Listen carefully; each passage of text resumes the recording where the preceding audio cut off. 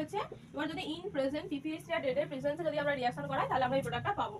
এবার অনেকের প্রশ্ন, ম্যাম হোয়াট ইজ ডেট? আমরা জানি ডেট মানে মৃত, এখানে কি ডেট মানে মৃত না, ডাইইথাইল অ্যাজো ডাই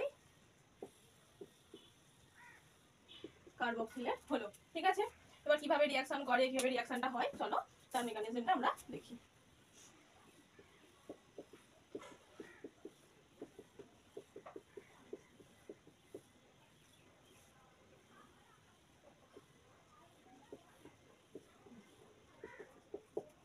এটা কি ডেট, আর এখানে আছে PPH3। এবার ফসফরাসের কি হয়, ফসফরাসের লোন পেয়ার হয়, সেই লোন পেয়ারটা এসে নাইট্রোজেনটাকে অ্যাটাক করলে এই ডাবল বন্ডটা ভেঙে এখানে চলে আসবে, এখান থেকে এই ডাবল বন্ডটা ভেঙে একটা O মাইনাস চার্জ হবে।